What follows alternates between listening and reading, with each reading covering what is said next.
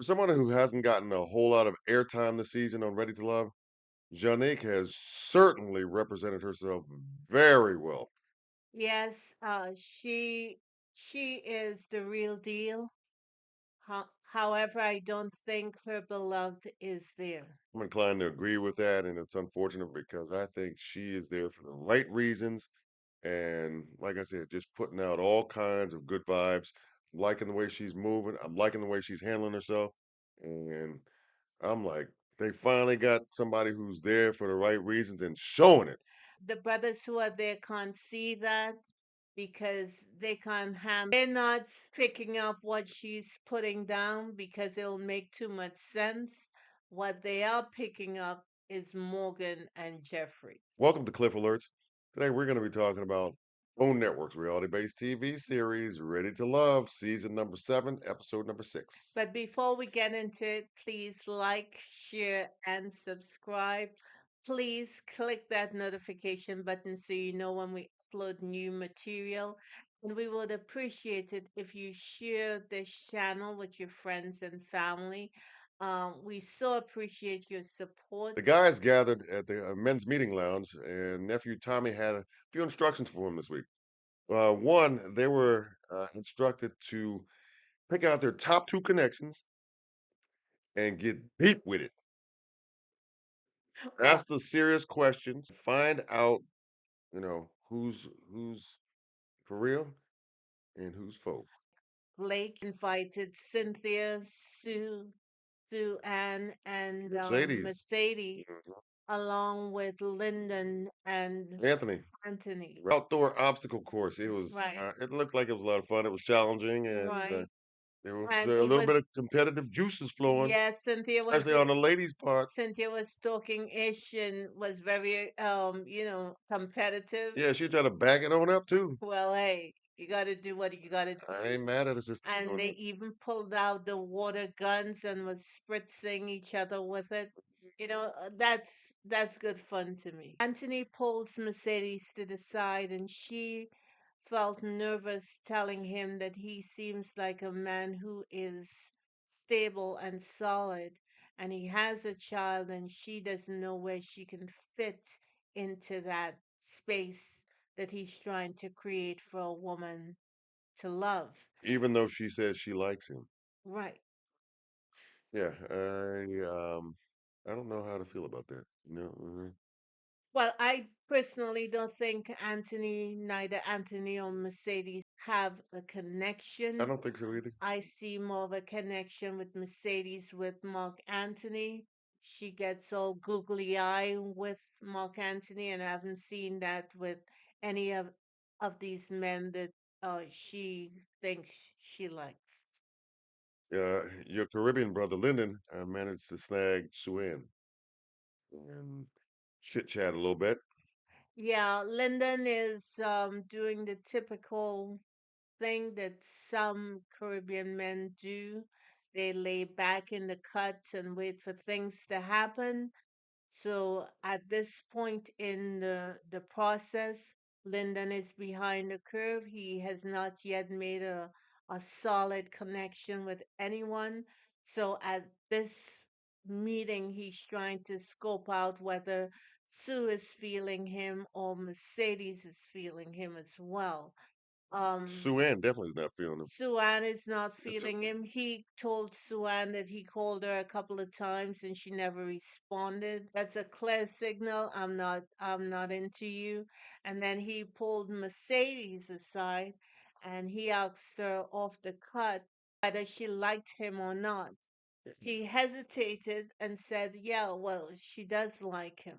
But it seemed more like a mercy comment rather than a real deal. brother Lyndon is in bad shape right about now with the ladies. Yeah, because He's in bad shape. back, play around, fool around, pretend that Morgan feeling him, but it's really surface stuff. He has not gone deep with anyone. Blake talks to Sue Ann. Yeah, Blake gets all touchy feely with Suan. He claims that they have the strongest connection. He picked her up and put her in his lap. They shared a couple of kisses. and she said in her confessional that she got a real boyfriend now, but I'm not sure how true that is. So I'm not clear about that. And she got to know that Blake may not be a safe space for her. And that's all I'm going to say about that. Yeah, it was just you can tell that there's a connection there, but I don't know if it's authentic or not. No, no, I don't think no. it is, but there is a connection there. They seem to be attracted to one another, but it just doesn't seem like it's for real. It seems like it's for the show, you know? Yeah, that's what I'm getting, and it's unfortunate. I just think should soften that stance he has to be more engaging towards these ladies and not so standoffish. Blue went on a date with Jeffrey. Now, Blue is trying to tell us that he's feeling Jeffrey. I ain't buying that. I'm not So buying it. I'm sorry. Blue may be an older man, but still, you gotta know when a woman is faking the funk, and Jeffrey is faking the funk. hard. I mean, her chit chat alone seemed like she was talking to kids. Also asked him, where does she fit into, his life right now? They haven't really, according to That's my knowledge. that's why it's crazy. She has not done anything to warrant this man trying to fit her into his life. We have not seen it. Yeah, but Jeffrey kind of, she has a way of moving that is not, it is kind of off-putting to me. Yeah, And not only that too, but I think their whole encounter was basically a faux date for the cameras. it's time we all not gonna get I back. just didn't get anything authentic That's from what it. I think. Yeah, I just didn't. Just This didn't. was as dry as 5-day-old bread Left out on the counter. on no on the roof in Oh, the sun. going to extremes or okay. All right, I get it. Dry. Hmm. That kind of drive. Yeah. Uh-huh. Lyndon meets with Morgan. Now the fugazi of it all. Morgan is acting and pretending that she is feeling Lyndon after we saw last week that she and Tony clearly needed to get a room. She wants us to believe that Lyndon is in the running and that she's feeling them. Mhm. And that She, she feels like she can uh, divulge or reveal certain things to him that she doesn't feel like she can do with Tony. Well, of course, because she's playing the game. She's all about the game and she's been calculating. And since Lyndon is low-lying fruit, he has made a move to go get anyone. She chooses him and she's manipulating how he moves at this point. She's not sincere and they do not have any connection. So I'm not sure what she's talking about. Yeah, like I said, she's referencing transparency and all that, and I don't buy into what she's selling. I don't. I just do not like when people come on this show and pretend that they're doing something when we know they're not. As though We we, the don't audience, right, are not any grown enough to see certain we things. don't have any common sense. We can't see what they're doing. Exactly. So, And speaking of seeing what they're doing, Tony and Marcia hooked up on a date too. well, um, Tony and Marcia meets up, and am I wrong? But was Tony giving full player vibe? He was staring. The only thing this man did was not lick his lips. You know, back in the day, if you're in the club, the dude is just staring at you. Maybe I'm just salty this entire show. I thought it was a waste of time. It was dry to me. Waste of So viewing time. just didn't see the connection that these people were saying that they have. Marcia doesn't show anything. She is not vulnerable. She doesn't give anything.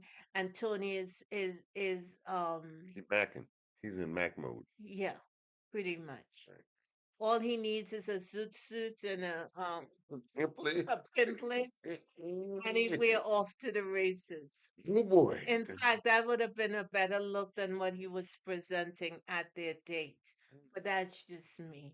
Mm, okay. And then there was a later on there was a double date. Mark Anthony and his running mate Tony went out on a double date with Jonique and Jeffrey.